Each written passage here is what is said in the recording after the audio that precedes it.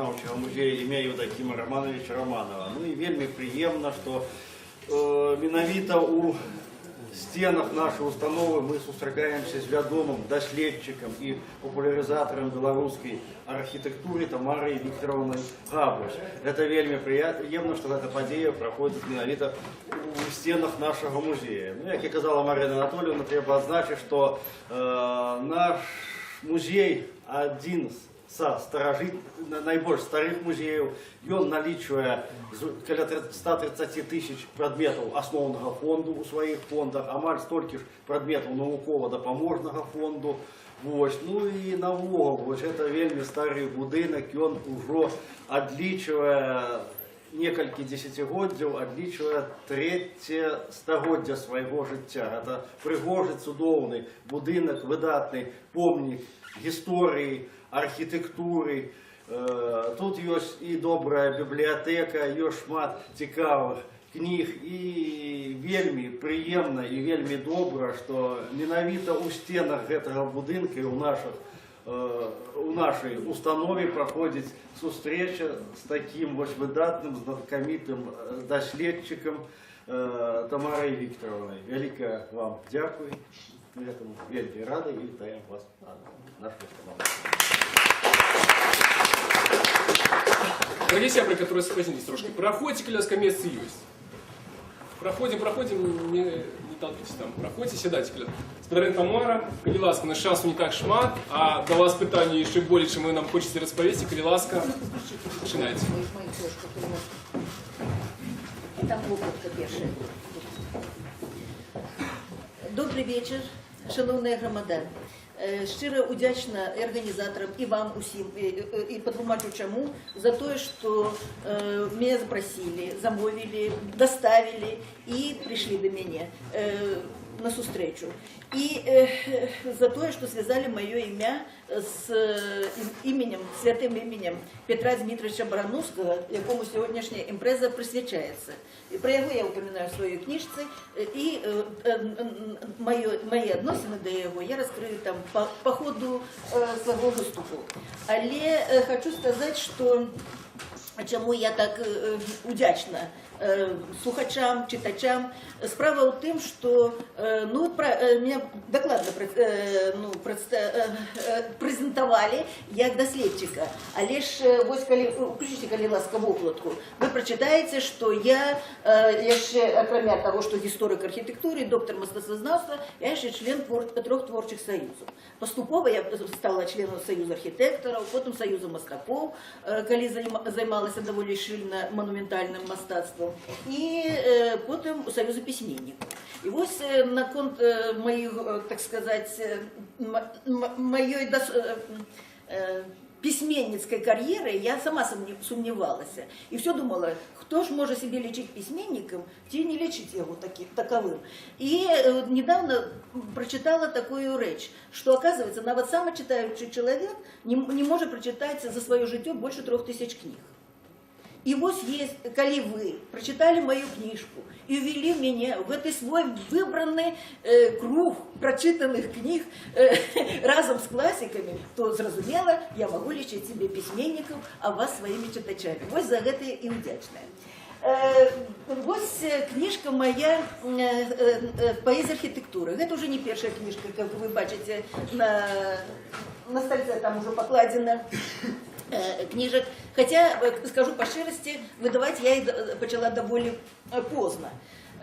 Ну, был, может, час не ты, все были коллективные працы, и основная праца життя был, конечно, удел у складе, у доследовании, сбору помников. Вы ведаете такое выдание, буйнейшее выдание, агульнасоюзное, 80-х, якое вышло в 80-е годы, але рыхтавалася яно аж от 69-го года.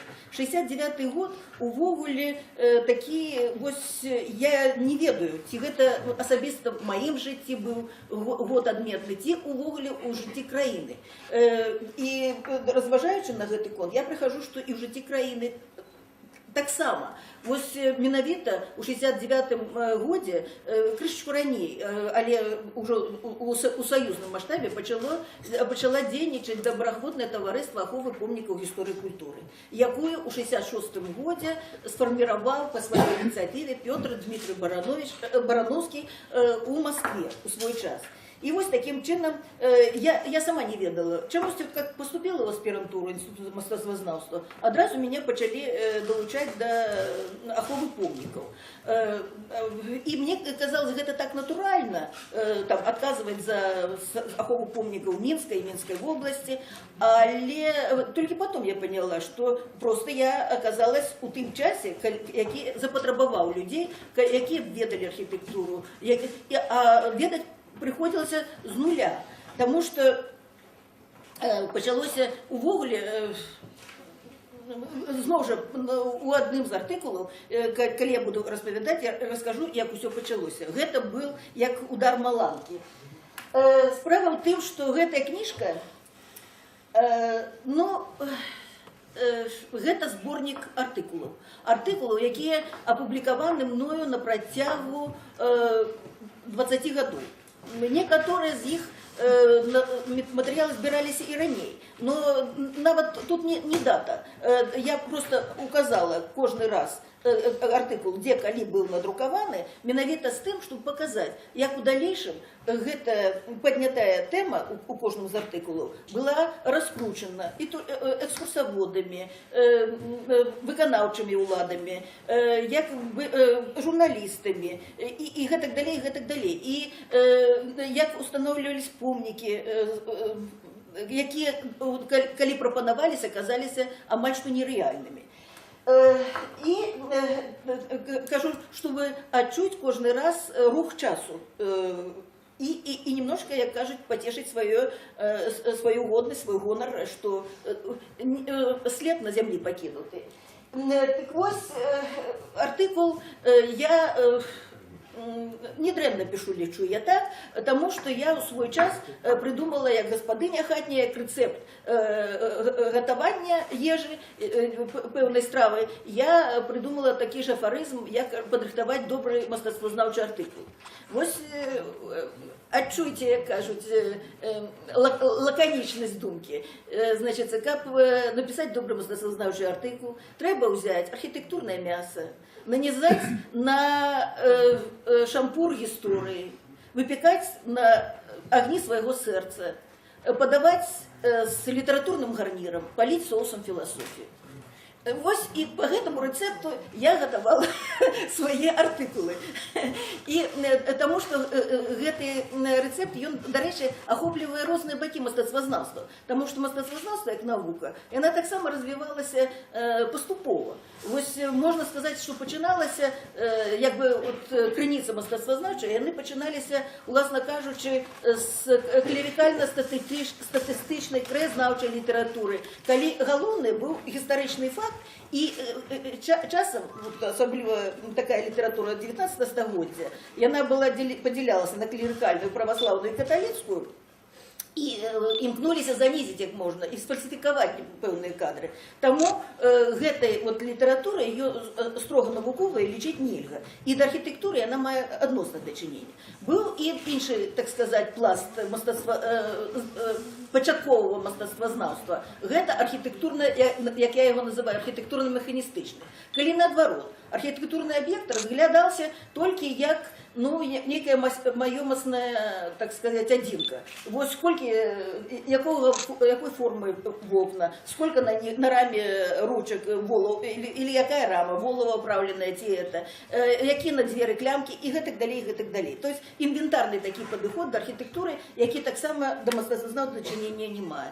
Може, потім був період, коли історія почала удільничати, ні, був ще початок, коли уже мастацтвознаўства заявила про себе, гэта немецкая школа мастацтвознаўства, Вёльфлин и Зельдмайер и іншие, якія мели эстетично-формалистичный подход. Тут наоборот, толькі погляд на мастацкую бок архітектури. Вось пространства, рух у простори, ці ще нешта. І таким чином отримувалося, що яны зусім про социальный аспект архитектуры яны его откидывали. Вот только глядели на прыгажость архитектуры. Так само от боков. То есть я хочу показать, что разные узроўні мастацтвазнаўства, разные его аспекты нельга подзяляць. Калі кожны узводзіць у абсалют, атрымоўваецца інший раз неякосно, брак атрымоўваецца. Усё павінна ў сукупнасці згарманізавана. Кажу, савецкае уже мастацтвазнаўства, памяну яго добрым словом, яно, канешне, вось на базе все-таки диалектики, там, философских таких твердых концепций стояло. Але таксама усякі раз перабіралі сацыялогізацыі. Тое нельга, тое рэлігійнае, значит, уже апрыоры дрэннае і гэтак далей. Так, што называлось вульгарнай сацыялізацыяй мастацтвазнаўства. І цяпер іншы ёсць падыход. Это культуралагічны, вот лёгкая рукі Лотмана і іншых герменевтычна-культуралагічны, когда наадварот. У архітэктуры разглядаецца сплош адна семантыка, ну і у архітэктуры мастацтва ў цэлым культуры толькі семантыка. І таксама іншы раз да брэда, да нейкіх ненармальнасцей даводзіцца ў тым сэнсе, што, напрыклад, тот же сабор будзе разглядаць вось гэта тело Христова, гэта яго, прабачце, ногі, гэта апостол. І таксама этот зноў жа абсурд.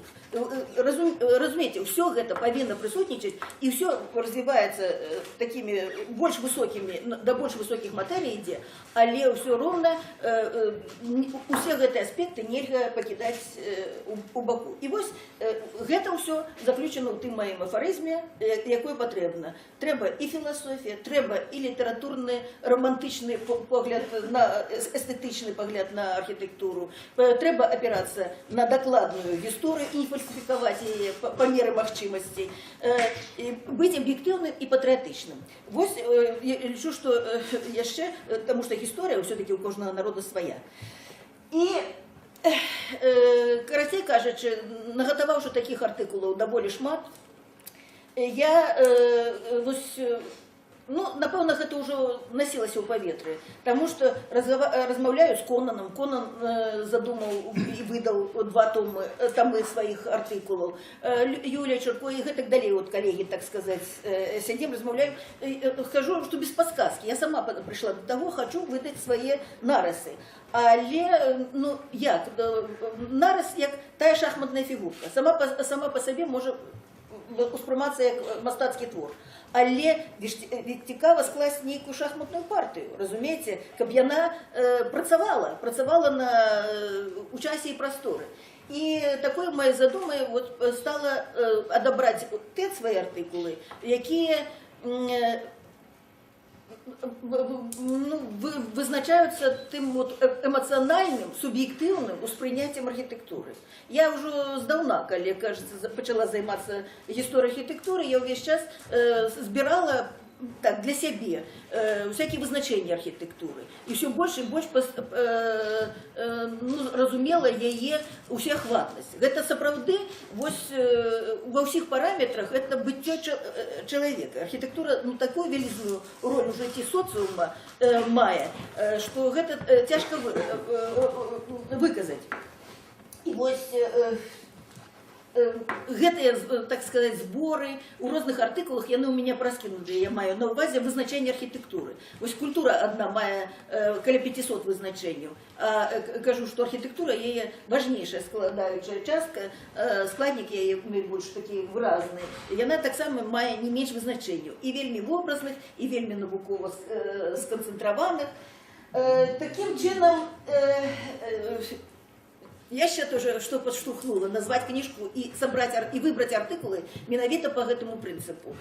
Прочитала не так давно книжку такого цікавого французского критика 19 стагоддзя, литературного критика Поля де Сен-Віктора. Мы теперь никто, напевно, не ведае про такого. Але у свой час Виктор Гюго сказал ему, что можно написать целый роман, как вы написали про его одну сторонку. Такие лесные отгук это. И от его засталась на русской мове от этого, до Сен-Віктора, одна книжка, называется «Люди и боги». и у перекладе Волошина. Настолько доброй мовой, вот я ее прочитала. Прочитала и здивилась, что там собраны артикулы, яго литературно-критичные, и так само без усякой системы. Вот люди и боги, это же все. Все можно про любого человека сказать и про Бога. Ну, некая такая взаимосвязь Божьего у человека и наоборот, так сказать, антропометричного в нашем разумении Бога. И таким чином, это подштурхнуло меня назвать книжку «Поэзия архитектуры». Хочу про то, что я бачу. Тем больше, что у меня так само было это перетекание. Я уже ведала шмат поэтов, які были у захопления. Ну, починаючи ж з Гоголя. Усім це відомо, що архітектура той же летопис свету, і вона починає, притягує казати уже і тоді, коли змовкають і песни, и поданні. Это классика, это поэтично, как только Гоголь может сказать.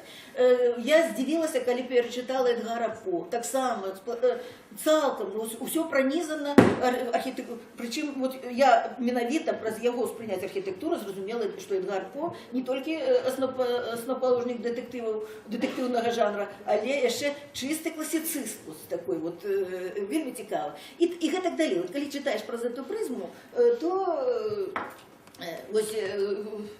Олег ведає, що я і Рильке люблю цитувати, так само. Рильке так само вельми цудовно городський пейзаж Австро-Венгерської імперії, часто передає Прагу, його так описується. Ну, короче кажучи, Мандельштам був опантанний прихильник архітектури, його навіть перший зборник, ну, лепший його зборник поетичний, називається «Камінь», і там поема «Камінь». Мандельштам, до речі, відкриває перший розділ моєї книжки. Ну, хочу сказати, ви зрозуміли, як у мене склалася ця концепція. Із великої кількості своїх артикулів я вибрала 3 і, так сказати, в класичному жанрі сформувала їх у 3 розділи. Перший розділ – це артикули, які були опубліковані мною у часописі «Архітектура і строїтельство», на русском языке видається. І був так само штуршок. Хочу відзначити, що, я не знаю, то мене заставляло сумніватися в тому, що я письменник, що я ніколи не пишу тому, що у мене потреба душі. Я амаль же все пишу, коли мне хтось это замовить. Коли уже я тогда сконцентруюсь, напишу, и тогда задоволена тем, что я написала. Вот такой у меня литературный процесс. Так вот, значит, менавіта часопис «Архітектура і строїтельство», там доктор культурології працює Ігор Морозов, і ось він придумав тематичні номери робити в цьому часописі «Архітектура і стихії». Ну, стихії, всі знають, які стихії. І ось соотносини архітектури і це. Мені одразу прийшла думка, що архітектуру треба розглядати, як, до речі, про це сказав Мандельштам. Він написав, нам 4, ну, вже в моєму перекладі, пробачте, я вже на русском і не прочитаю, Мандельштам у перекладі Габля. Нам 4 стихій приємно уладання, але ж і 5-ю створив свободний чоловік і відмовляє величні простори панування, їм з допомогою Бога створений ковчег. Ну, от Мандельштам розуміє архітектуру як ковчег, який вирятував чоловічество від стихій. Хоча він-то їх добре ставиться, але все одно менавіта для цього і створено чоловіком великий мир архітектури. І ось вийшло кілька номерів у часописі у гэтым. Один із них відкривав перший часопис. Коли ласка, зміните его, это... перший якраз у меня нема, тому що я артикулу «Стихія створена...» Как же этот артикул? Немного 5-й стихии присвячена истории камня у архитектуры. Как он менялся, как засваивался человеком, все ипостатские и такие якости. Ну, пробачьте, у меня нету папки, потому что я у видавецтва еще мыльницей фотографовала. В основном это снимки из Италии. До речі, иллюстративный материал этой книжки, вот что было мне складано, я задумывала гэтую кніжку больше раз паэзія архітэктуры, то дамінаваць павінна была архітэктура і яе прыгажосць. І таму я такую колькасць вялікую найпрыгажэйшых фатаграфій набрала сваіх уласна, але ў мяне яшчэ ёсць некалькі сяброў фотамастакоў, з якімі мы, так сказать, зліваемся ў экстазе. Это Анатоль Богданов ёсць такі, можа ведаеце, журналіст і фотамастак, ён Дыбоўскі, які выдаў «Глобус Беларусі», вы ведаеце, такі, напэўна, кампакт-диск «Глобус Беларусі», Андрей Дыбоўскі, Анатоль Мельнікаў, Микола Мельнікаў, это супрацоўнік нашага музея старажытна-беларускай культуры, які никогда мне не адмаўляе, так сказать, і нават супернічаюць паміж сабою, хто ж мне дасць лепшы фотаздымак. І таму ёсць чаго выбіраць было. Дык вось, это вот иллюстрации, которые я подбирала до первого артикула. Первый раздел еще преамбула была от автора, объединять и дать понять читачу, какую я задуму хотела реализовать, первое. Потом артикул был «Почуй-тую музыку». «Почуй-тую музыку» — это увогуле об архитектуре, в них мною было написано для школьников. У родном слове она была надрукована, менавіта такое основа архитектуры, и терминологии архитектурной, и восприятия архитектуры. И вот гэты «Почуй-тую музыку», такі уводный артикул, я хотела проиллюстровать вот гэтым шэрагам иллюстраций. Ну, так сказать, які бы давали разнобаковые аспекты, разные стили архитектуры Беларуси. Ну, вы все это узнаете, но могу вам сказать, что маецца на увазе. Гэта вельмі цікавы помнік такого позднемодерного периода сецессиона у Солах. До речи, там росписы в этом костеле Сердца Иисуса, это Сморгонский район. Там вельмі цікавые росписи Петра Сергеевича. Ну, это Заслав'е, Кальмінський збор першапачаткова, потым Домініканський касцёл, потым царква Спаса Преображення, і зараз яна так функцыянуе. У валах, якія уяўляюць, ну, вось гэты здымак, это Слонімскі, теперь православная царква, а бывший Мушчынскі бернардынскі монастырь. Вось менавіта я его хотела, вот гэты фотаздымак на вокладку, тоже один из вариантов был, ну, вот гэты. Но потым той, который пошел, предпочла. Просто тому, что у меня мураванные хоралы, вот эта книжка, тут у меня отрымалось так, что на двух боках слоним. Я вырашила, ну, все хотела больше свежее, ну, потому что материалу столько можно давать сколько угодно. Это Андреевский костел с слонями, а вот это же костел бернардинцев, Крыласка. Это бароны. Теперь костел, была и униатская церква. Тут Раков Михайловский учился. И Вогли, мало того, Ходько, Ян Барейко Ходько там учился. Это вот это. А это Щучин, костел Святой Терезы. Ну, такие яркие приклад классицизма сакрального. Это Ілє. Вельми цікавий помник, який сполучає між собою готику, там є натуральні старі хандрофоси з алтарной части башни, и барокко 18 стагодия, элементы такого скелетного виленского барокко, скразные вежи, далее. Ну, это один из цікавых тоже помников, это костел иезуитов. Ну, у меня, так сказать, вот у этой книжки присвячены цалком барокко. Тут есть раздел «Наше иезуитское барокко», это улучшает. Это Пінські колегіум Славуты. Тут был побольше некалькі. Яшчэ у 50-е годы тут заставаўся цудоўны костюм, які знеслі. Калі Пінск руйнавалі у 50-е годы, вот галоўную площадь Пінска, там была синагога, вельмі старажытная, пачатку 17 стагоддзя. Синагогу, костюм, все знеслі. Ну, это зноў слонім, Каліновска далей.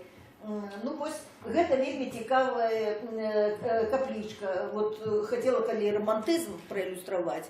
Такі помнік садово-парковой архитектуры эпохи романтизма. Початку 19 стагоддзя у вёскі Заказель, Столинский район, или трагический, на Полесье. Ну, хутчэй, пожалуйста, это так само, вот, это Вилейка, далей.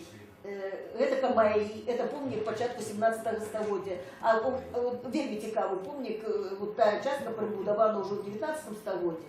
А так один из уникальных таких помников. А вот это Михалишки, такие вот помник, якому мало, якому з білоруських сакральних помників присвячено стільки досліджень, тому що при таким стиплым вонком вигляді він має унікальну оздобу інтер'єру. Это Шмянский район, недалеко от Вильни, 30 километров от Вильни. Ну, Вильня наша, так сказать, отрезали по-живому. И, значит, помник сарматского барокко. Ну, понятие сарматского барокко в архитектуре Беларуси – это мой новаковый уклад у яе. Далей. Это Бернардины у Гродном. Далей. Вот это просто это липнишки. А это Туниловичи. Ну вот просто верните липнишки. Вот гэты здымак меня просто уразил своей прыгажостью. Вы отчуваете вот это дыхание весны у небе? Это просто вот этот дыбовский фотоздымок, ну, я лечу, что, ну, цудовный, я так сказать, ну, помник не готики. Конца 19 столетия, Калиласка. А это 18 столетие, один из таких добрых помников Доминиканского ордена с элементами Виленского, Дятлова, костел, 17-18 столетие, далее. Это Сария. Вот все вельми любят Сарию. Это не готичный помник, псевдоготичный даже, потому что готика несоправдная, она так поделялась на больше ранний этап несоправдной готики и потом неоготики. Так вот это несоправдная готика. Вот так само романтичный куток на Пинщине, это Дубай, далее. Это Гомель, далее. Гомель у своем, так сказать, музей. Это Барановичи, цікавий, хоча б тим собор побудований, що в їм мозаїки зроблені Васнецовим, Нестеровим і перенесені з Варшави. Ну, це знову Парулин. А вот гэты здымак снова уже меня мастацкими якостями покорил. Это Воложин. Это Воложин, вот коли от Минска едешь на Гродно, заусюдно по этой дороге проезжаешь.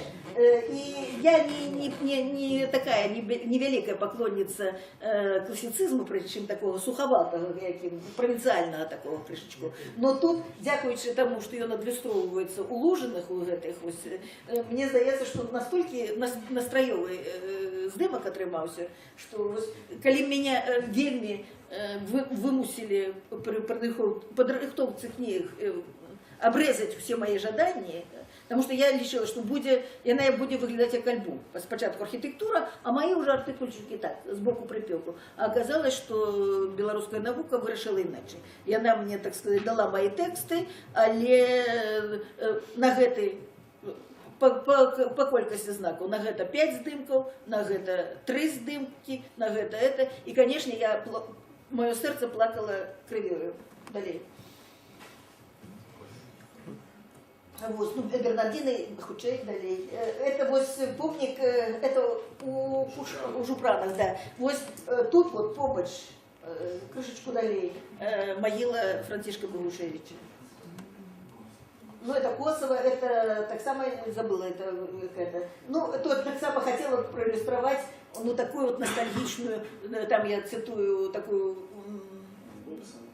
Не, это не Динополесье, я уже забыла.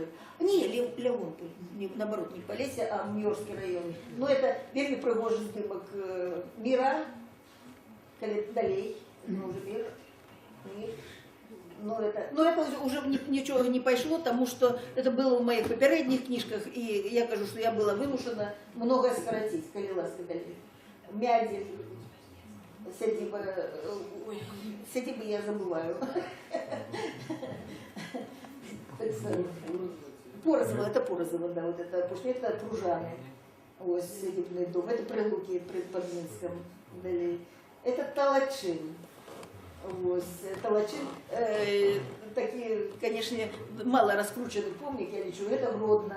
Так само цікавий помник хотя бы тем, что его будовал той же архитектор, что будовал центральную площадь Витебска, это мається на увазі Витебскую Воскресенскую церкву и Антонию костел, які так разбурили, и Вось от Успенский собор в Витебску в минулом году его обновили цалком. Но у меня еще есть артикул 99-го года, где я, так сказать, ратую за его обновление. Ну, вот он так теперь выглядает. Вельми добро парткавали набережную. Это у нас Витебская Воскресенская церква, так само обновлена. Коли ласка, далей. Все, давайте на другую папку.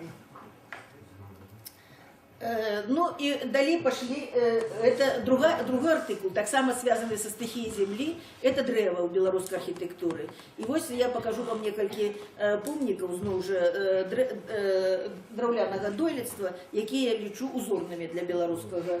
Это вот церква в Вагуличах, Драгичинский район на Полесье. Ну, я классифицирую, прямо пишу, типа Вагулич, 1737 год. Для древа это вельми старожитный помник, это початок, ну, первая полова 18 століття. И аутентичная. Это Гомельщина, Старая Белица под Гомелем, можно сказать, уже это. Тут уплыв украинского барокко, далее. Это, ну, это один несакральный помник, это, видите, Лямус у Бригитском монастыре у Гродні. Вот, ну, уже это подобное на Белицу, але это Веремичица. Не, у Рамелі, так само на Столінщині. Столін в Гоголі вельми багатий помник, дякую Богу, яще покуль живими помниками драўляного дойлідства, но там вельми, так сказать, протестантских много будуется. Ну, вот это, знову же, типовая такая белорусская, полесская церкаўка. І, до речі, я до гэтага артыкула взяла эпіграф з дзённіка Дроздовича. І он так і піша: «Як я люблю наведывать маленькие у вясковой глуши церковки и костелки, так усё там простенько и щиро». Видите, меня такие радки просто у сердце проникают. Так усё там простенько и щиро. И вот эта проникающая простота и щирость, вот она меня захопляет. Это Гудагай, Ашмянский район, ну это костюм, это Смоляны. До речі, не так давно на мене вийшов один супрацовник Эрмітажа, Гордін, який пише, що на Псковщині, у гэты помнік, Спасо-Преображенская церква была уніатская у Смолянах, и она, ну так сказать, у нас так выпадает по стилистичным характеристикам. Бачно, что в этом барокко, двухвежевый купол граненый и так далее, але мало такого. Вот баранище было подорше, подобное, которое крышечку. Але вось Гордін до мяне звярнуўся, што вось на Псковшчыне, у Стайках, ёсць такая вёска, прападае царква. І прыслаў, там сказаць, по інтэрнэту гэтыя. И сапраўды, вот это только показывает нашу родность паміж Витебщина и Псковщина. Ну и что? И кажется, да поможите. Ну как мы допоможем? Дякую Богу, что у нас нечто выживает. Тамара, там, здається, в интернете есть, написали, что зворот есть официальное Министерство культуры. Да, про Стайки, да? Культуры России, да, там звернули увагу на церковь. Ну, я ему дала, так сказать, его аннотацию.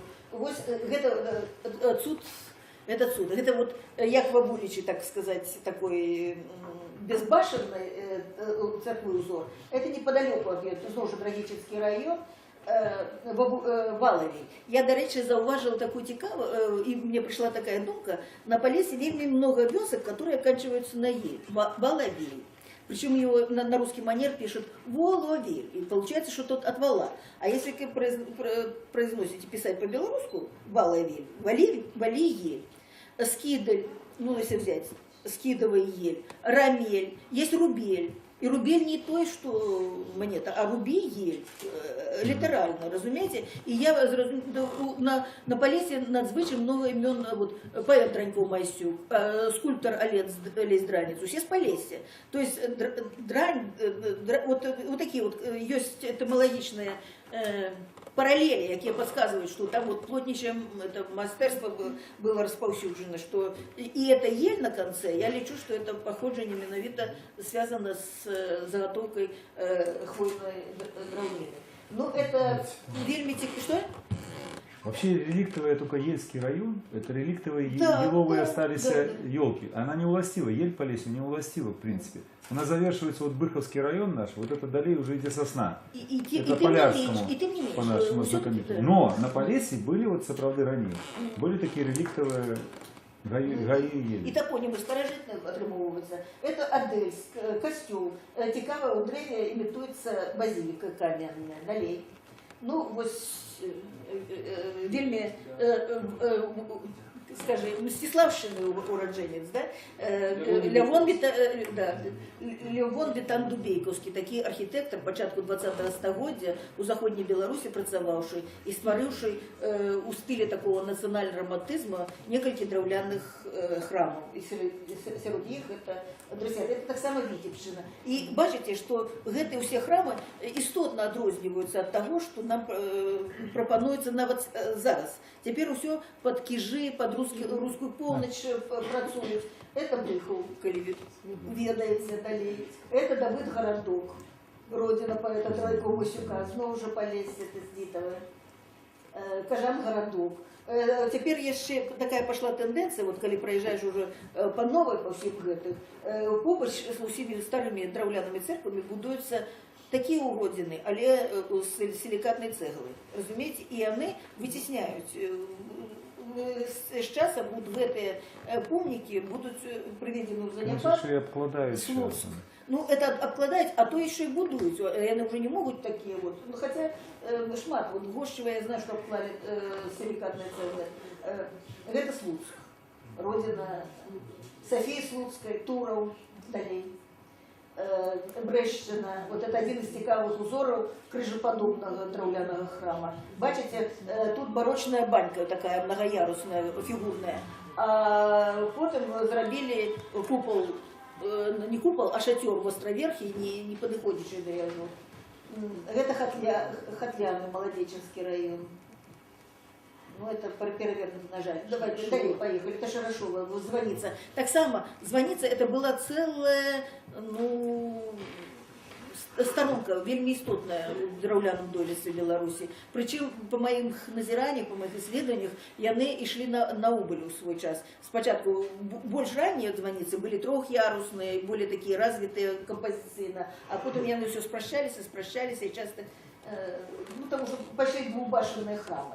Наступний артикул – это «Сага Хандрафурсах». Ну, это поэма готичному, так сказать. Ось тут сегодня мою книжку попереднюю «Соборы помнят все», там, где я пишу про готику и ренессанс. Это так само был ну, такий крок у бок ну, раскрытия белорусской сутности готики. Потому что на наших землях вот эта хваля готики, якая шла, ну, починалася у Франции, потом на Німеччині була, і у Польщі все, і на наших яна сутикнулася з православной, византийской по своему генезису архитектурой, и слилась у такую, как, до речі, это слово у першым уже Микола Щекотихин, он назвал это белорусская церковная готика. Вось гэта белорусская церковная, у меня нават тут в этой книжце есть раздел «Кветки белорусской церковной готики». Это, конечно, выдатные узоры, это мураванка, супросль, Сынковичи. Но это, конечно, один из самых ранних помников белорусской готики увогуле и католицкой архитектуры, это Ишкаль з Баранавіцкага района. Ну, и, дякую Богу, он больше-меньше заховался. Я литерально несколько дней назад вспоминала, як у 69-м году мы с физиками приехали на автобусе пеши, но, напевно, были первыми экскурсантами побач з этим помником, и тогда там, зразумела, ни ксенза не было, насельництво сбеглось. Мы хотели попасть внутрь, поглядеть, какие там нервюрные склепения. Ну, нас не хотели пускать, потом разговорились, помирились. И помню, что наша керовница тогда, Элеонора Ивановна Ветер, и она сказала, что не ходите на выборы, и тогда у вас не разбурить костюм. Я тогда была совсем молоденькая, я не понимала, что он рает, ну, как это на выбор не идти в Оголе. А потом, я думаю, что эта вот парада, якая мне, так сказать, уразилась у память, она допомогла выратать. У той час меркавалася гэты самый старый помник здесь.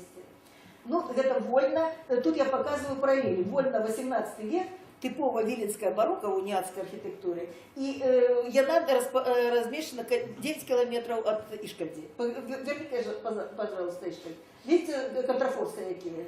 Вот, ступенчатые, пластичные такие, долей. И то же самое. То есть 15 стагодие и 18 стагодие. Вот так уплыв региональный. Разумеете, взяли мотив, запозычили с соседнего больш старожитного помника. Далей.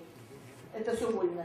Это вот цікавий так само помник, сполучаючи риси готики і ренессанса. Кременница, Зельвинский район. Далее.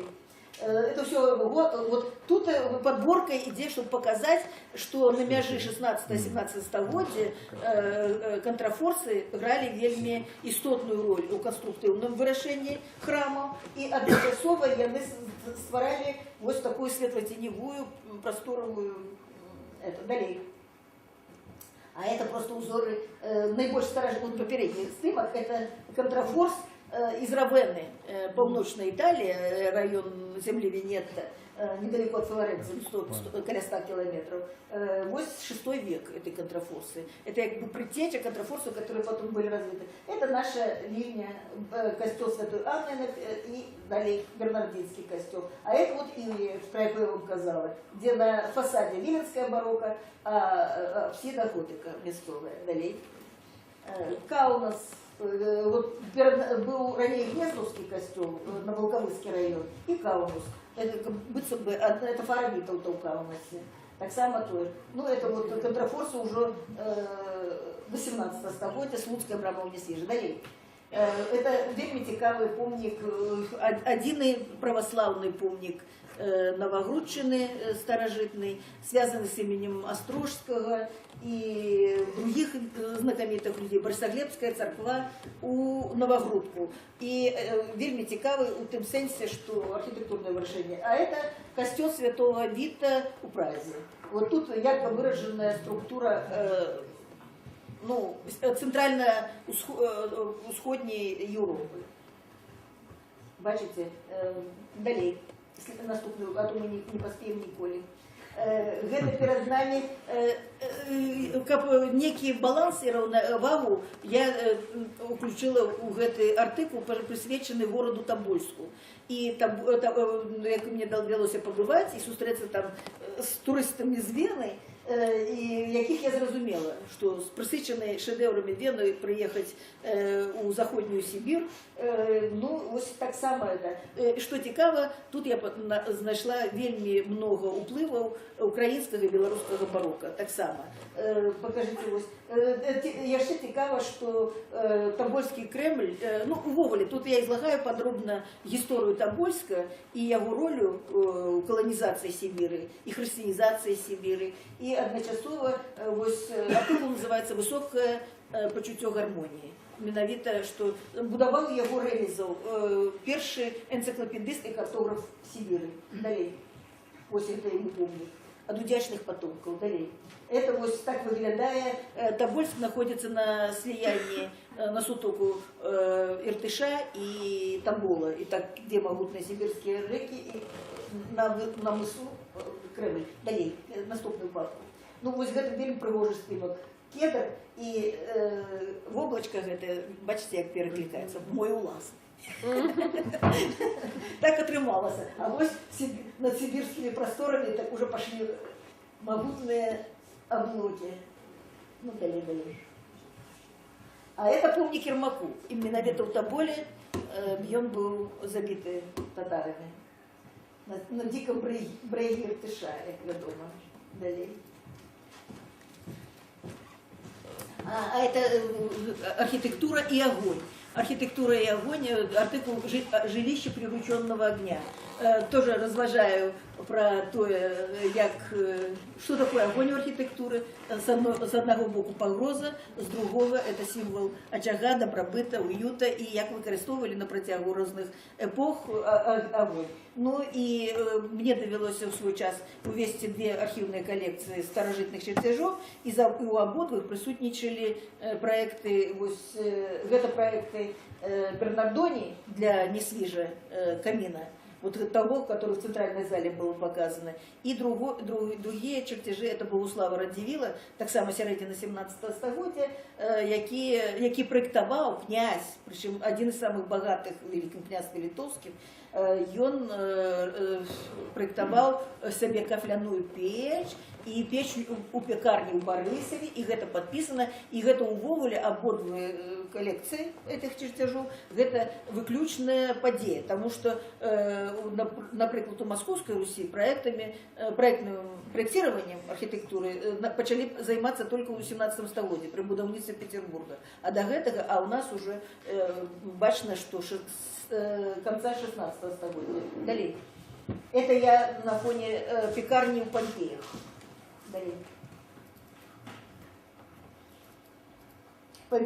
Помпеи как приклад того, что огонь може розбурати і як його використовували. І терми, і пекарні, і інші справи. А це опошній артикул першого розділу, який тичиться, значить, границі землі і води, вода архітектури. Тут я розвитю контакта историчного поміж землей и водой, потому что вода, кров человечей цивилизации, это шляхи зносин, и это небезпека одночасово. Вот это был Тибр. До речі, ось може здивити, але от коли ви знаходитесь у центрі Рима, Тибр – такое вот уражение. Причем все здымки – это ось не вельми организованные набережные, старожитные, еще старожитно-римские мосты. Тибр такий суровый, мутноватый, небезпечный. Далее. А это наша Піна і Пінський колегіум. І, ну, это знову Тибр. Давай далее. Ось это Тибр так само. Это Гомель, набережная Сожа, недавно организована. Но теперь у нас почти все добропорядкованные набережные, и можно глядеть далее. Гомель, Тибр, давайте далее. Гродно, ну это вот стуток Горничанки и Немана. Далее. Это Карловы Вары. Тут это речка, ну, курортный город с этими горячими крыницами, и это вот река теплая. Это снова уже чешский Круглов. Это сбоку цудовное место. Да?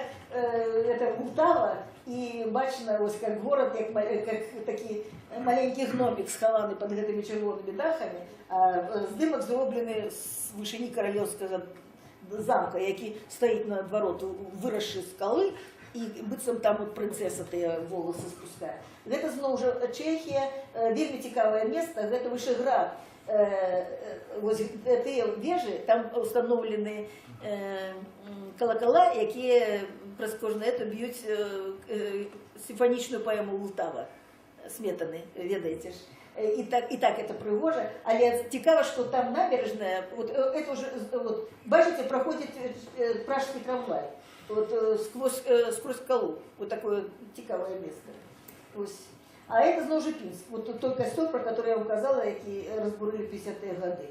Ось, ну, это Каунас, далее, это Витебск теперь сбоку Успенского собора, далее. Ну, Сурпинск. Все, давай. Перелазка наступный.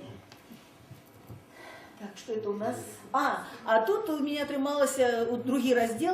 Я взяла за епіграф слово Краткевича, знаменитый, где мой край, там, где песню пели Беловежа. И там в этом разделе размещены артикулы, які тичуться історії, ну, таких наших крупнейших историко-архитектурных конгломератов, таких як Полоцк, Новогрудок, Орша, Мінськ. Ну, знову ж не всі городи. Ось я тепер повинна покаятися перед Могилевым, що Могилев и не присвячено ничего, ну, потому что я старалась, что то, что проходило у попередних книжках, уже не повторять, так сказать, по великому лику. Давайте далее, ось это знову ж вивчаю, поглядіть, який пригожий снімок з буслянкою, цікаво, правда, такі лиричные. Так вот, у меня этот раздел начинается артикулом, який написала я под примусом, меня просто заставили написать артикул, ну, как бы, краеведы Беларуси, природа Беларуси.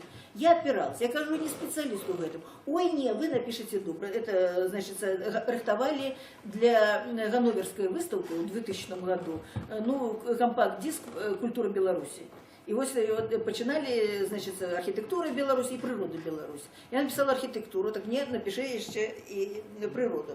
И кому я не пыталась подпихнуть, никто это, а написать же это ж до немцев, для перекладу, ну это, треба было стримливать себя, отстраняться от своего, это, и тоже Бог передать то почуття великое, якое до нашей природы и краины отчуваю. И вот написала этот артикул, и он не пошел. Ну это так вот здарилось, что не был.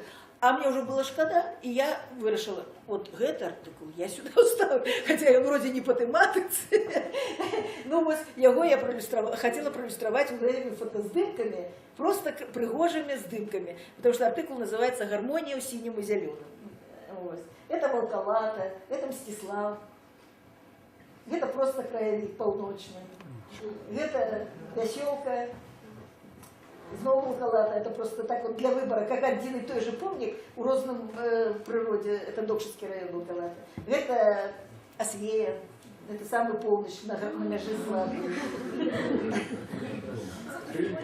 Гриб, да, цудовный. Далее, показывайте широко. А вот тоже хорошее место. Так, далее. Ну тут пришлось выбрать 4 или 5 стыков, а просто показываю вам так, как хотелось бы бачить Беларусь.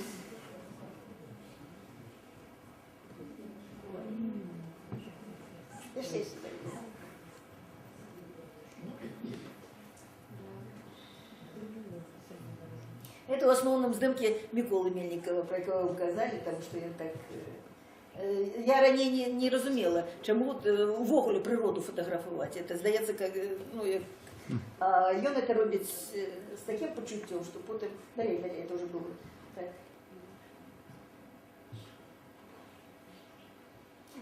До речі, болоти наші, це така, знову ж, стихія, ми ж там проглядали і такие видеоздымки, и там болото булькало все от головастиков. Слушайте, у меня мурашки по скоре пришли, настолько это было буйство життя, болото. Сош, под пропойском. Ну, давай, наступное. Вот туманы, это вот, это друдь, тихая друдь. Пригожа? Наступную папку Калиновская. Ну, Полоцк. Полоцк у гэтым годзе мне уже давялося, ну, артыкул, зразумела, даўні, а у гэтым годзе было 1150-годие Полоцка, была такая крупная буйная конференция, но я, так сказать, выступала с докладом архитектурные уроки Полоцка, так сказать, скразная. Ну, Полоцк для мяне у тым сэнсе, што з яго пачалась моя бурная артыкульная дзейнасць. Справа ў тым, што вот, неяк я пісала, кажу, што трэба было па планавых тэмах і не больш таго. А ў 88-м годзе, якраз год тысячагоддзя хрышчэння, 988 годзе, так атрымалася, што на 1 января по телебаченню поздравили усіх з тысячагоддзям Дубліна. І нічого не сказали, что в этом годе тысячагоддзя хрещения Руси. Меня это так поразило, что я решила написать про Полоцк во всех его ипостасях. Ну, вот. Но это Полоцкая София, конечно, и, як кажуть, інтерпретація його ось пластики, поздней пластики, третьей его ипостаси, ну, это моя уже, так сказать, моя вотчина, мои досягнения, потому что про первый период писали археологи, про другие, это ну, Ткачева, Александровича Ткачева, а вот про Полоцкий Софийский собор у период Виленского барокко так сказать, з повною його розкладкою, роздраконюванням. Ну, на мой погляд, я найбільш патріотично і ґрунтовно з архітектурного пункту гледження написала. А писали про его еще, конечно, и много у 30-е годы. Виленское товариство, там, Мариловский, Багдевич, Лоренц и іншие писали. Но все это на польском и про польском. Все это трактовалось як польська архітектура. До речі, у 2010 году знову же была у Варшаве конференция, на якую меня поляки запросили, и она называлась «Виленская барокко с пробором дефиниций». И мне пришлось вытрымать бой супротив того, чтобы, ну, вроде такого понятия Вильни уже и нету. Откуда виленская барокко? И мне пришлось змагаться за то, чтобы этот термин застался, потому что это история нашей краины, история нашей культуры и мастацтва. Вот. Ну, это все Полоцкое, далее. Это Крыжово-Здвиженский собор, Полоцкий, Спасо-Преображенская церква, сами знаете, сусветные шедевры, як Покрова на далее. Такие шедевры 12 століття, які лічені. Это, я знаю, Брама, далее. Наступний артикул – это яны натхнялі Міцкевича. По часе, вот, из тех, которые расположены, он тут самый старый. Потому что это где-то в 93-м году, черговый юбилей был, это 195 годов, да, или 195 годов с дня народжения Міцкевича, и Михайло Шавыркин, який тогда был редактором головным народного слова, и он замовил мне, как я написала что-то про Міцкевича, и что я и зробила, вот написала этот артикул, я Наталья Міцкевича. Написала с таким почуттем, что потом Мальдис взял и включил в этот артикул, повторил уже у сборнику Міцкевича Беларусь. Такий был Міцкевич, який включал усе это. И там, значит, уся библиография, все, что написано по Міцкевичу, это. И только выбранные творы давались, так сказать, аутентичным текстом. И я там попала побольше, а что скупала. Ну, пробачте моє такое гонористность, але ж приємно буває. Так, это все Новоградщина, это цікавий, это рештки уже того величия Щоршівського палаца, який некалі быў. Это старая вендлярня. А это уніанська церква драўляна, вельмі цікавая, у Лаўрышеве, які цяпер і раней калісьці быў славутым праваслаўным манастыром, цяпер ён аднаўляецца. Ну, яна не так на узбоче до этого монастыря относится, але у всяком выпадку это святое место, связанное с Войшалком, святым Елисеем. А это, знову же, это один из цудов Новоградщины и истории Міцкевича. Это костел, в яким он был хрещеный. Это костел, в яким венчался король Ягайло, Зофия Гальшанская, про что поведомляем, там мемориальная дошка на одной из апсид. И он, конечно, має складану архітектурну історію, яку я розповідаю, ви прочитаєте. Увогуле костел вельми цікавий, в тим сенсі, що це один із узорів. Він мав архітектурну історію, мало того, що тут елементи готичного, він ще і сарматського, один із таких лічених помників, які заховали аутентичні риси сарматського барокко. Це кінця 17 століття. Ну, это костел у Селюбі, так само на Новоградщині. Новоградщина, сапраўды, у часи Міцкевича була настільки насичена ось цікавими садово-парковими ансамблями, що зараз, коли вже вони здичели, коли вони розсеялись, ось коли їдеш у любом боку от Новогрудка, ты едешь как будто по лесопарку. И такие дивные дендрологичные там, это такое разноцветие. Вот там я промелькнула один здимок, просто як осенью это полыхае, нечто ружовым, желтым. И причем это уже, и, коли вот собирается, я знаю, что до вас запросить Федорука, знатока великого дендрологии парковая, но кажу, что Новогрудчине это навод без парков назирается. Ты как будто это, ну это, конечно, всім вам знайома добра вежа Щитовка на Новогрудском замчище, яка була уже приблизно в таким же стані і в часи Міцкевича, який описує усю Новогрудчину і эту вежу на Ось, от затримайте. Бачите, за вежей, вот там ще один курганчик.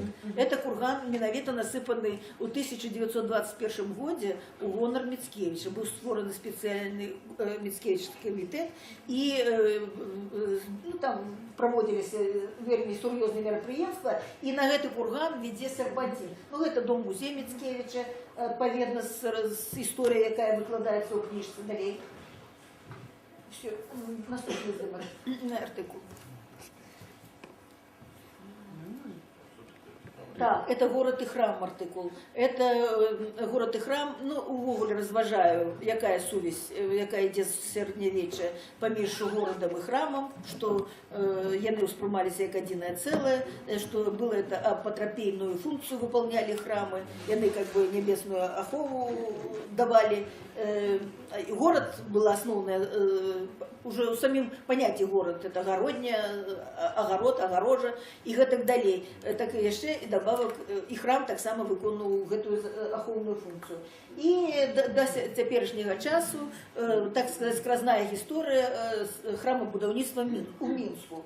И снова же то, что я вам рассказывала, это то, что я выказываю, так сказать, свое незадоволение у тем, что будуется по псевдорусским узорам основным.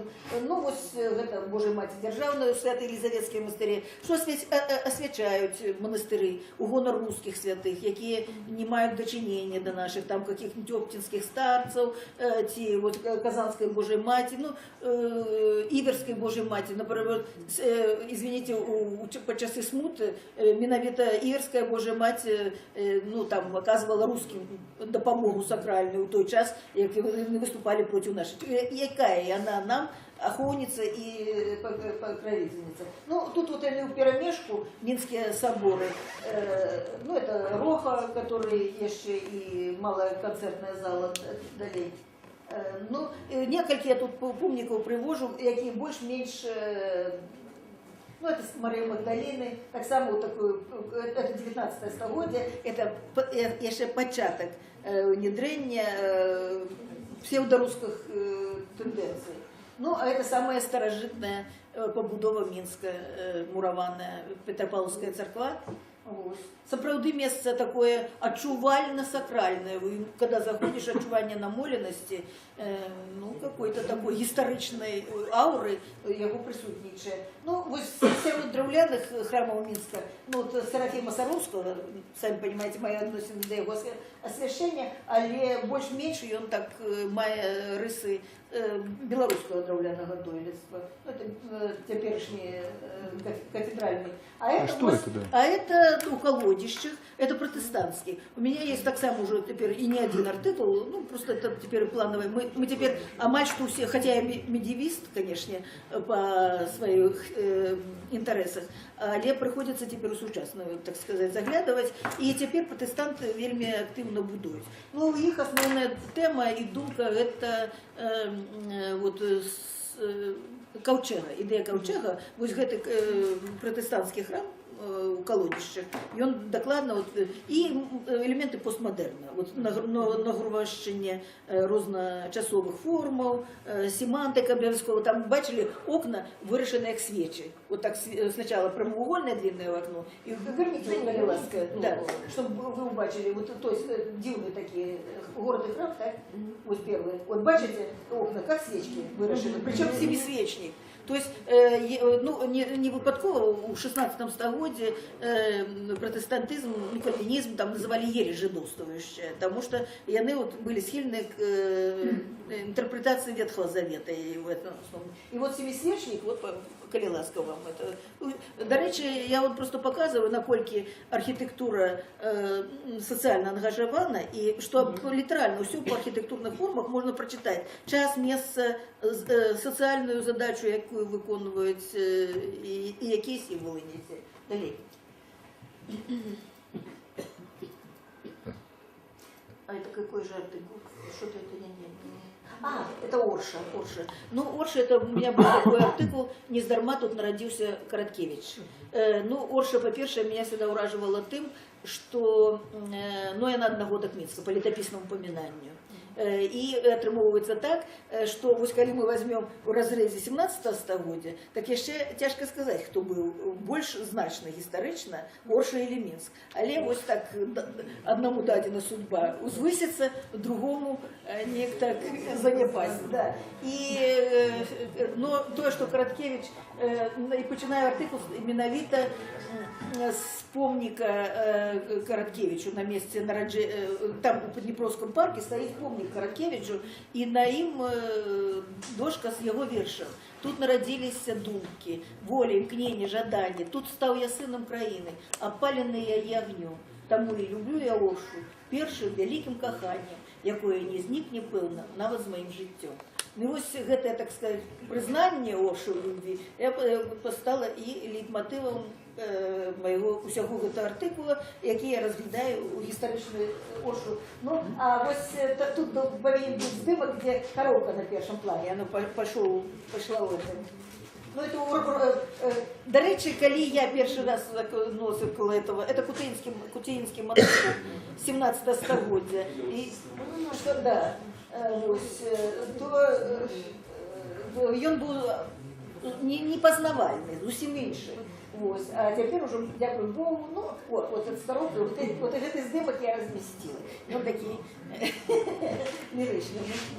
На жаль, самі бачыце, колькі здымкаў і колькі можна. На тую Оршу, ну, 4 или 5 здымкаў у імя. Вось Спірідон Соболь. Дарэчы, у маёй кніжкі атрымалася так, што даволі шмат монументальных произведений менавіта зробленых таким скульптарам Ігорам Голубевым. Гэта мой уласны, так сказать, пратэжэ. І было гадоў 10, калі мы з ім, ну, я яго, дзе магла, так сказать, ну, правда, Оршу он сам узяў свой час. А вось Дроздовича и Орду, это уже с моей допомогой было. Но это вось так, вот к дожиткам Орши был обновлен корпус этого иезуитского коллегиума. Вот. Я думала, что книжку мою выдадут хутка. Я подала ее у сакавіку минулого года, и думала, мне не хватало Орши. Я мусила поехать и по снегу тягаться, как снять. Там все снимки по Орши зимовые, да. А яна пролежала еще 1,5 года, кажется. Ну, вось гэта помнік Караткевічу. Зноў жа, вельмі цяжка яго зняць. Цёмная бронза, павернуты на поўнач, і вось атрымоўваецца пры ўсім жаданні. А зняць жа хочацца ўсю задуму яго, што вось ён такі юнакон тут выяўлены, з кнігай, і так задумліва глядзець у твар, і ўздымаюцца птушкі над ім свой. Ну, это вось якраз гімназія, ну, гімназія, школа номер 2, якой я вывучыўся. А насупраць тут недалёка яго музей. Далей. Это перабудаваны доминиканский. Один из Орши было каля 13 католицких кляштарных комплексов на 17 стагоддзе. Далей. Я тут бачу, люди уже поглядают на часы. Ну, это Орши. Это помник Орши. Ну, я об этом артикуле не пишу, но не могла проехать мимо. Это першему залпу Катюши под Орши. И увогуле Орши это, можно сказать, самое ваяўнічае место, потому что за Днепро во все часы драліся, пачиная с битвы под кіраўніцтвом Острожского, и в 18 году, и в 12 году, и в Великую Отчинную. Но гэта вось артыкул «Самая старажытная святыня Мішчыны». Да. Перед тем, как завершить Оршу, давайте пару слов скажите, пожалуйста, вы працавали разом на працы з жонкой Владимира Караткевича Валентины Бронислава. И вы ведаете таямніцу стварэння яго вядомага твора «Чорны замок Алішацкі». Скажите, пожалуйста.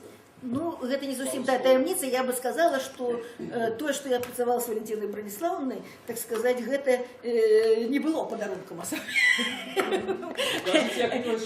Не, я хочу сказать, что якраз с Караткевичем я познаёмілася зусім не дзякуючы Валентине Брониславовне, а была, я кажу, что человеком, якім адыграў у маім жыцці найвялікшую ролю, професійна маецца на увазе, гэта была Ветер Элеонора Ивановна, такая мастацтвазнаўца. Яна працавала ў той час у мастацкім музеі, была экскурсаводам, і это быў чалавек такі захоплены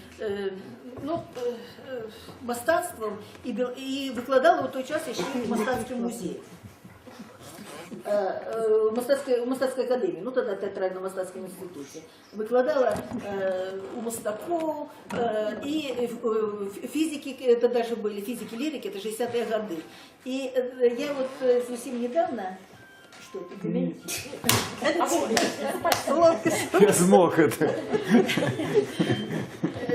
Так атрымалася, что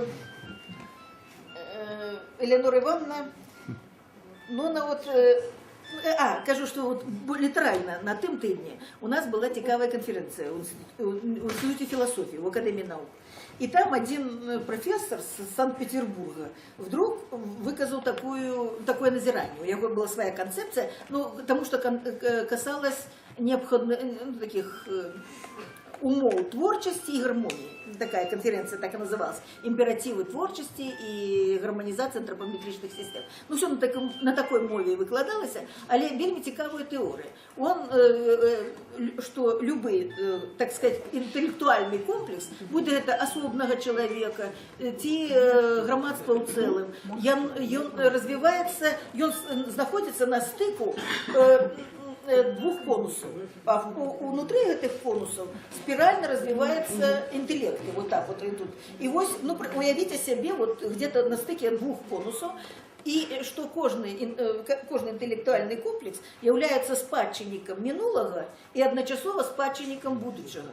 И это, видите, меня так это уразило, потому что я зразумела, что вот, ну, на самой справе, что вот неде, такого вот возраста, от 18 до 23 годов, я находилась, вот, была уже архитектором и наследовала, так сказать, и генетично, была белорусской, была минчанкой, была архитектором, но я еще не была вот собою, разумеете? А в той же час, вот я теперешняя, я была закладена вот у гэтым конусе, які на меня свела вот Элеонора Ивановна.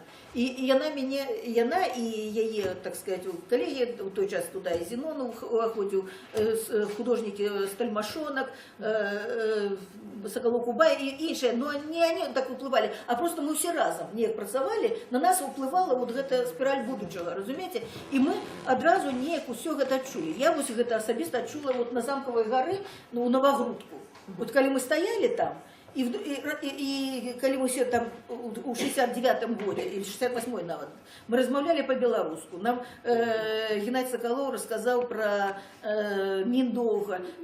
Вы нават не представляете, что за эти 50 или 43 года там, что произошло. Тогда это ничего не было ведомо. А тут все раптом. И у меня открылись глаза. Я поглядела на Новоколе, на всех этой краеведы, и я поняла, что это моя история, что я это люблю заўсёды, что я заўсёды буду этому служить, разумеете? Вот в этот момент у меня вошло будущее. И это, зразумело.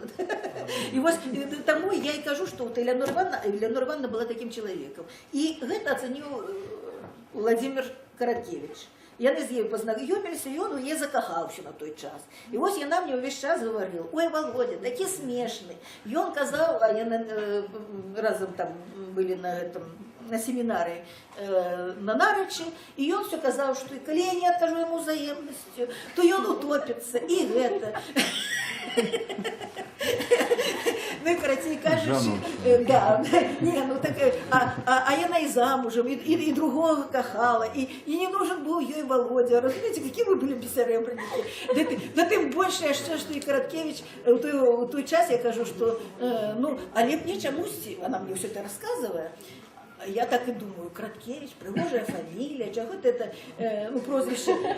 Каратей, кажучи, а ей, пробачьте, уже 36 годов, а мне только 23.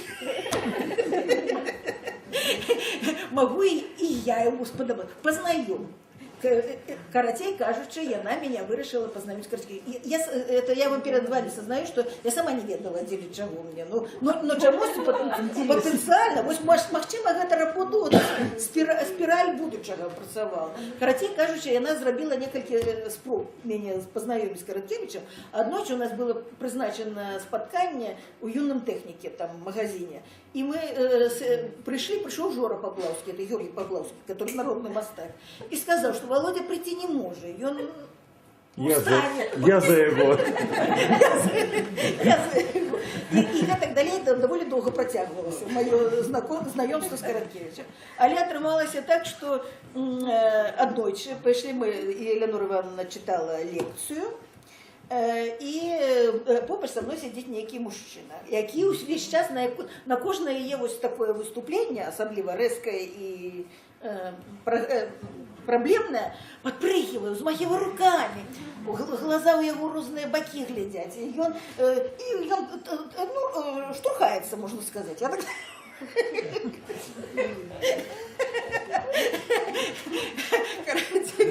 Кажучи, скончылася гэта тым, што калі яна скончыла лекцыю, яна падыходзіць і говорит: ну, Тамара, гэта Володя. Жадана. Аб'ект знаёмства. Ну, карацей кажучы, мне ён не спадабаўся, сознаюсь. Я потым к концу года, правда, я кажу, вышла тогда книжка моя «Илиада», и я, читаючи ее, зразумела, что я поспешила. Но мы в той вечер, значит, пошли, познакомились, и был при им Зенон Станиславович. Ось, і Зенон Станиславович був значно пригожейший. У той час. Ну, короче, кажучи, мы шли по проспекту нашему. Краткевич научил нас хулиганить. Мы должны были, если бачим, что идут на зустріч пригожие девчата, и он нам сказал каждому сказать некий слог, и мы повинны были, когда он дал сигнал, мы все говорили, получалось грандиозное «апчхи». Мы так пугали девочки. Потом зашли в гастроном и выпили на разлив по стакану. И гэтак далей, и гэтак далей. После гэтага Зенон, язык не поворачивается, Зенон Станиславович повел нас на Немигу, тогда яшчэ існуючую, и прочитал нам, и повел нас, и рассказывал, и все это было так. Ну, было пригоже. Карацей кажучи, потом Зенон Станиславович, а тут у Елены Ивановны был день народжения, и он пришел, ей было 37 годов, а ему 24, и он пришел до меня с охапкой 37 тюльпанов и сказал: пойдем до Элеоноры. Ось такой. То есть ён так само яе цаніў. До речі, калі яна захварэла, а ён у той час быў у Верховным Савеце, то ён прыклаў усе намаганні, каб ей нейрахірургічную аперацыю рабілі. Так што вось такія справы. А потым, значит, там всякие падзеі адбываліся, і Караткевич женился на Валентине Брониславовне, которая потом Элеонору Ивановну, мою подругу, как могла ела. Понятно? Поэтому я не могу, если рассказывать все по правде, так сказать. Но Валентина Брониславовна, она хороший был археолог. И сапраўды, ну, сборы помников наш отдел, это сбор помников истории культуры. И она вела археологию, группу археологии. Вот. Яна, сапраўды, як могла, Караткевич обороняла это. Ну, яна и сама выпить любила. И, кстати говоря, ну, это правда, так само, но, видите, ну, что на праце пили, да. Хотя, говорю, она вельми добро себе, так сказать, вот, на международном уровне могла представить. И его обороняла. Но и она померла за год до его смерти. И молодая, вот теперь ты разумеешь, что она молодая, ей было 48 годов. И она, когда уходила в лечкомиссию лечиться, она так это пришла, и у нее на глазах, в очах слезы, и она говорит: как мне хочется, ну, як прочувание. Сапраўды, это было вот у листопаде, а у лютом я не заховалась. А праз год и Краткевич, это было так, такая история.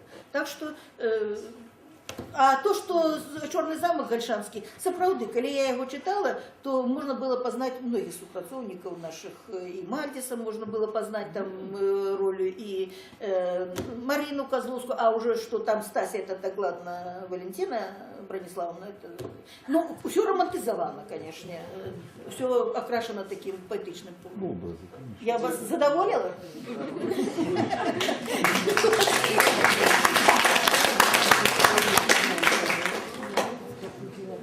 Ну, а это вот, коли Эльнора Ивановна повезла нас в первую поездку, и я была там одним архитектором. Остальные были мастаки физики. И меня первый пункт призначения был не свеж. Мы стоим перед костелом, перед этим Божие тело, и мне кажется, там один мастак ехидно, ну скажите, Паненко, архитектор, что вы скажете? А я ничего сказать не могла, потому что мы не ведали, мы не учили белорусскую архитектуру, мы ездили на практику у Питера, мы, ну, в Ленинграде мы были 2 тыдні, у Киеве, у нас были такие архитектурно ознайомляльные. А что у Беларуси есть барокко, и вот это послужило мой, так сказать, а я была выдатницей, с червоным дипломом скончила, и увогуле николи это, и мне было так соромно, что я не могу ничего сказать, на вот звязать это. И оказалось, что это, правда, святыня моего лесу. Я так, это, потом я... Вот Галенченко знайшов, а я атрибутовала, там, что я не ведала, что за этими чертежами зробить, чертежи Бернардоні. Это было открытие, сапраўды, ну, европейского уровня. По-другое, значит, менавіта ў 88 году так само был монументальный совет по реконструкции несвежских парков, и там Стальмашонок его узначали в той час, и усе пропоновали в парках ставить скульптуры. Ну, там одна легенда доминовала все это. Тогда был помник природы, дуб и сосна переплетенные за 8 километров от Нясвежа, и всегда про его было что размовлять, и то, что это перетворились, ну, метаморфозы на Понтовиде, Паненко, князевна и Конюх, юнак. И, значит, и настолько яны збираліся тиражировать, что во всех 5 парках несвежских збирались ставить у древе, у мармуры, яшчэ там у чымсьці, ўсё гэта Паненку с Конюхом. Тем больше, что это, ну, вот это комплекс Шишигина и Потоцкой, придумывать эти легенды, які несапраўдныя, які існуюць амаль што ва ўсіх других этих. Вот. Мяне ён раздражняе, скажу по шчырасці. И я так вот встала и выступила, скажу, ну что можно одно и то же, надуманную историю и всякое такое. Кажу, у Нясвежа такая уласная, богатая история. Чему бы вы не зробить пропилею, ну, в смысле, скульптурные вот эти, у старым парку, и назвала Бернардоні, Сиротку, значит, это. И ведаете, коли я праз 4 года снова у Нясвежа пойду, яны все стоять. Это, разумеете, Стальмашонок это. И я так, а снова же такой вот гонор. Это стоило только прогенерировать думку. И я кажу, что я досюль здивляюсь, что это было реализовано. Потому что отрымалось, что у Беларуси появился первый помник архитектору, монаху, иезуиту, итальянцу. Ну что ты, я кажу, что нельзя тут не бачить Божьего пропуска. А на открытие вас не запросили? Что? На открытие не запросили вас? Я на открытие была Будного, а туда нет, не запросили, нет. Ну, бачите, как у нас Нет, чиновники. ну, Да. Родители, только Головне, родители. Вот так им треба казать, на жаль. Не, ну потом я свою роль в монументальном остатке отыграла. Правда, ко мне Гумилевский Сергей приходил, консультовался. Вот это было. Ну, на конт, что? Это у нас який артикул? А, это уражение одного дня. Ну, мы досюль с Институтом математики Академии наук, там такие энтузиасты, добрые люди, ездим, ну, что год, раза 4-5 по разных составленных у нас на маршрутах. И вот просто один из этих маршрутов, як показальный, я писала, это был поездка в Гнезно, уражение одного дня. Причем на этот день планировалось там штормовое попереджение давалось, и вот мы, так сказать, насустрач этому шторму поехали на Гродненщину, и ну и снова же, коли связываться с поэзией, то это конечным пунктом была Зельва, где Гениуш Лариса жила, и где яе помник. Не вельми такие якостные, але все-таки. Это все это Столович, вот это Зельва, Видите, какой шикарный помник не готики у Зелі, чудовний костюм. А это вот как раз вельмі цікавий помник позднего барока. Автором, ён скажений моцно, але авторами его являются два великих архитектора виленского барокко, это Иосиф Фонтана III и Глаубиц. А это вот была апошняя пробка нашего подорожжя, это Гнездовский костел, який, ну, я ось доволі подробно його у гэтай книжцы описываю, и там. Ну, ён того заслуговує, это початок 16 століття. Ну, знову ж, это помник контрафорсы славутые, і складана історія. Так само належав протестантам в певний час. А гэта ось сціплы і не вельмі прыгожы, так сказать, помнік, такі вельмі правінцыйны. Ён валодае таямніцай. Это касцёл у Новой Мыши, у ім схаваны алтары з нясвіжскага касцёла бенедиктинок. Надзвычайнай прыгажосці. І там, верагодна, магчыма, даже гэта арыгінал Белынецкай іконы Божьей Матці. Яны ва всякім выпадку давераным лицам показваюць, яно схавана там у загаш, ну не у загашнику, схавана таким. Это он промышленник 18 столетия, да? Ну так. Ну, это Сенковичи, конечно, самый знаменитый и самый аутентично добро заховавшийся помник белорусской церковной готики. Далее.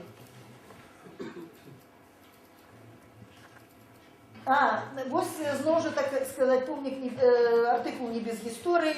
Моя аспірантка прогуляла год. Тема її була, як кажуть, стафаж. Ну, это задній план, як предмет атрибуції помників виявлення мистецтва. І ось коли вона прийшла і нічого за год не зробила, а мені за її відказувати, я ей сказала, что ну напиши, то если ты месяц застався, давай напиши артикул про анёлов. Вот які анёлы играют роль у иконопису. Потом я зрозумела, что она ничего не зробит, села сама пишет. Думаю, потом, если она напишет две сторонки, то я, значит, это соединим и будем это, ну хоть потренирую, подрессирую. А я, конечно, не написала. А я написала целый артикул. И увлеклась этой темой, хотя это совсем не моя. Вот. И так мне сподобалось, что я, значит, и тут объеднулся не с кем. Она не изъявляется просто-напросто. Я взяла этот артикул по иконам. И в нашей вере надруковала. Вот. Молодцы католики, яны в том сенсе, что, хотя там больше у меня тычилось униатской иконы и анёла у униатской иконе, яны надруковали. И у них настолько, это вот 2010 год отрымалось, что ну, их прошел под знаком анёла. Потом яны заказали анёлов у литературы. Потом яны заказали еще анёлов. И под конец уже 4-й номер, 4-й квартальник, яны мне напишите у пластичном мастацтве, уже, ну, у скульптуре. И вот я мусила уже под примусом, уже под заказ, я написала анёлов, ну, артикул этот называется «Клопот, отчуть на земле, клопот и радость небесов». Тем больше, что сапраўды у меня чомусь осталось такое дивное уражение. Вот у Кракове есть такой костел Святой Ганны, и там, ну, Тильмана ван Гельмерена, такого архитектора, середины 17 столетия, другой половины, скажем так. И там стольких этих анёлов, коли вот заходишь, яны на тебе сразу ружи сыплют сверху, там еще что-то. И такое вот одразу радость, такой вот, ах, ну, короче, кажучи, шикарный у Вільні, так само костел Святого Рафала. Там так само, там такий алтар, там в натуральную, нават большую величину, эти усі арханёлы. Ну, по-перше, я разобралась во всей анёлологии. Потому что я знаю теперь, ну, я и ранее знала усе там силы, початки, там яшчэ что-то, але як яны выяўляюцца, гэта, до речи, не написано, это уже пришлось назирать, систематизовать и это. И, короче, кажучи, ну, вось, и зноў жа, чым анёлы цікавы, что Ветхий Завет ведь дает только вербальные тексты, и они не дают образные. А тут антропометричное понятие. И зрэшты, по текстам библейским, анёл створен ранее за человека. А человек по образу и подобию, ну, анёлы. И отрымываться, ну, коли мы сами Богу даем, раз мы по подобию, мы даем ему антропометричное, натурально, что и переходить на анёлаў таксама, што яны таксама получаецца. Вось чаму калі яны былі прыдуманы, як яны акумулировали традыцыі элінізма, міфаў грэчаскіх, чаму яны былі першапачаткова бяскрылыя, як яны сталі крылатымі, на якім узроўні.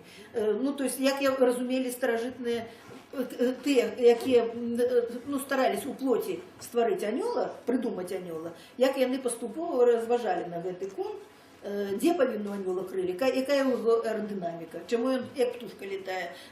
Напрыклад, у міфах уже у грэчаскіх Ніка летала, хто яшчэ Амур летал, а Персей таксама летал, і Гермес летал, ну там сандалії былі крылатыя. Ну, дарэчы, ну і много такого, над чым прыходилось разважаць, і цікава, усю амуніцыю анёльскую, так сказать, і талагіпаліумы, і ўсё гэта прыйшлось.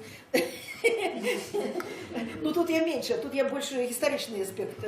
А вось там, где иконографичные анёлы, то там я все их оденье и все атрибуты, с чем могут быть анёлы, с луками, мячами, с книгами, лютнями, посохами. Ну, яны такие занятые люди, истоты. Ну ладно, это уже показываю наступный артикул из апошняй частки. Апошняя частка гэта прысвечаная людям. Людям, якіх жыццё свое звязали, ну, хотя б нейкім бокам з архітэктурай, служили ёй, убачили ў ёй такое матэрыяльнае ўсабленне гісторыі, якое для іх было істотным. І размясціла іх такім хроналагічным парадку. Першы артикул этого раздела, тут звучала молитва Франциска з Асізі. Хотя это, зрэшты, артикул посвящен францисканским костелам на Беларуси, но преамбула як бы послужила именно особо Франциска Асізского, от якого заховалась надзвычай красивая, проникненная молитва, якую я привожу на белорусской мове тут. И это вот, до речі, поховальня Данте. Около францисканского костела в Равенне. Я кажу, что коли в Италии, я думала, что ну, заўсёды есть некая культовая фигура, вокруг которой экскурсоводы ну, например, я кажу, что коли ехала у Вену, я думала, что в Вене будет больше всего Бетховена. А оказалось Моцарт. И они только про Моцарт и про Моцарт. Я на вот питание задала, что чему. А она, мне цікавый отказ был. И она сказала, вы видите, как бы мы не хотели, чтобы Гитлер был немцев, а не австрийцев, а Бетховен австрийцев, а не немцев. Нам это не удается. Вот. Ну и также приблизно, когда ехала в Италию, я думала, что там будет культовая фигура, это как его... Ну, Микеланджело я считала. А оказалось, я говорю, приезжаешь, ну, в любой город, и все Данте. Падуя от Данте, Верона от Данте, Флоренция от Данте, Равенна, и когда в конце, последний уже пунктом был Равенна, да, и вдруг оказывается в Равенне-то он, этот Данте и похоронен, что удивительно, и что Флоренция до сих пор платит Равенне, ну, как бы за содержание над могиле их великого суачинника. Вот такие справы. Так вот, это мы францисканцы. Ну, Франциск сам Асізскі, я его выдаю за першага захоўніка, ахоўніка нашага, ну, спадчыны архітэктурнай. Таму што ён сапраўды, ён пачаў свой, так сказать, подвиг аскезы менавіта са збірання камняў і аднаўлення старых закінутых церкваў. Вось. И вот что симптоматично, когда я в ТБМ у Минску проводила презентацию, першую, до речі, за все свое писательское життя, то это было как раз 4 кастрычника, день памяти Франциска Асізского. Это было так само такое невыпадковое сполучение. Это артикул наступный по часе, присвячений Богуславу Радзілі. Гэта увогуле мой першы навуковы артыкул. Если разобраться, то першае адкрыццё было зроблена яшчэ ў 73 годзе. І тогда надрукаваны артыкул, помните, такой часопіс был, помнікі гісторыі культуры. І вось это был, і калі меня надрукавала наша машинистка институтская, я аспирантка яшчэ была, и она мне сказала, вы будете великим ученым, у нас никто так не писал. Помню до сих пор, это было приемно. Ну, сапраўды, потому что это было, во-первых, ну, мне пришлось у той час это поляки про Богуслава Радзівіла пишут только дрэнна. Ён адзюзна фигура, потому что ён у час русско-шведско-польской войны середины 17 столетия выступал на боку Швеции, потому что, как и все протестанты, он был протестант по выхованию, по народжению, хотя он был спадчинник Софии Слуцкой Алельковой, маёмасной, по батьке. Батька был, первая жонка